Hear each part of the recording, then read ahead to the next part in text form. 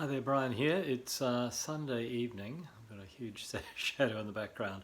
Uh, and if I step away from the light, that's better.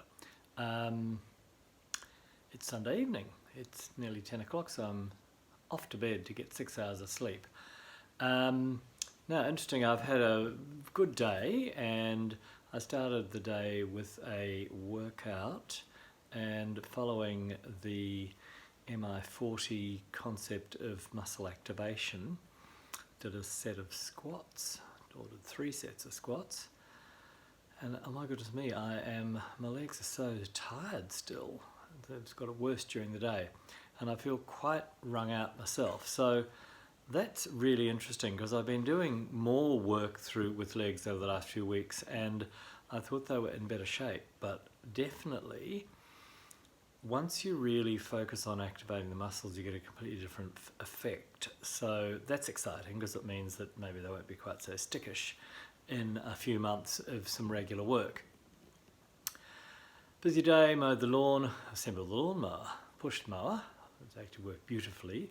Mowed the lawn, undercoated the front door, sanded undercoated, that's very chalky from sun, which is product of living in a place like Australia, and the door faces north, so it gets a lot of sun, and the paint was grey colour, blue grey, so it was quite chalky and I didn't care for it, so undercoated, and that will get painted next week quite likely. A few other things done, domestic-y kind of stuff, and I'm finishing week 3 of Paleo. And I'm still intrigued by it, and I think it's worth maintaining.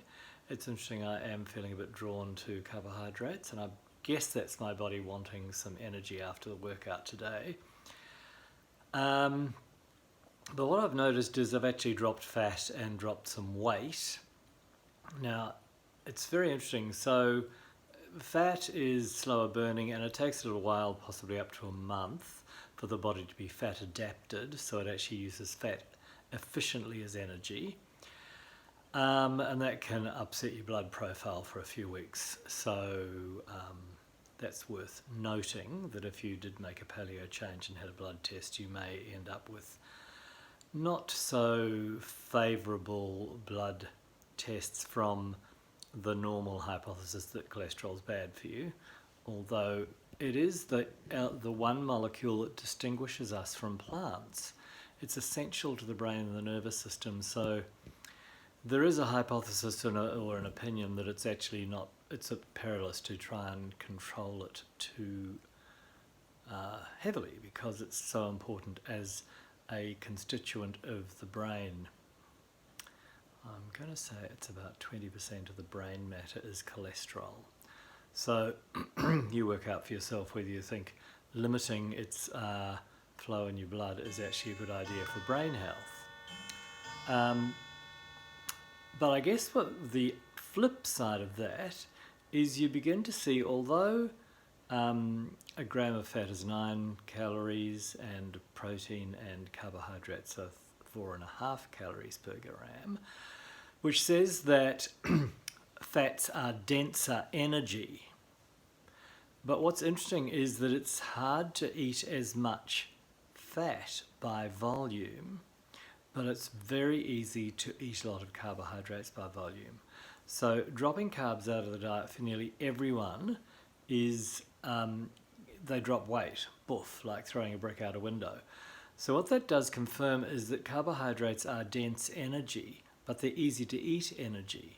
And therein lies the problem, because when they're partly refined, they're actually very yummy and easy to eat, but they still hold the same energy value. So that few grams in a croissant is actually so easy to eat, and when you add the butter, you can have quite a dynamic effect in terms of the energy intake.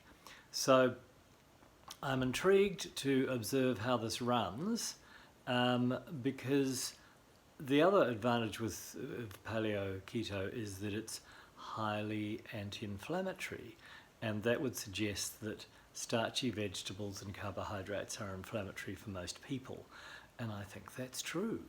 So I've got a few clients to experiment with it because we're going to see what progress we see. And we'll obviously observe the emotional component of how easy it is to be consistent over time.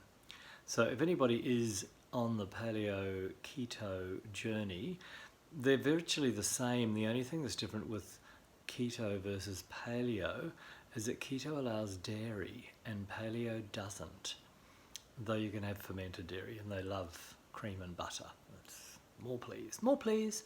So there you go. Let me know if you're experimenting with it, if you've used it, if you're contemplating, if you've used it for a while, what sort of results you've had. Because in the end, it's user testimonial and user experience that is the key. Science is a useful tool, but it's actually a laboratory is never the same as real life. So it tries to create life, but it actually can't. So your body behaves differently in life and in the broader environment. So it's how it responds for you as you move through your day that's most important. Okay, it's a bit longer than I meant it to be, but that's okay. I think it's interesting. So let's catch up soon, and I'll speak to you tomorrow with some more interesting stuff about me and the world. Bye.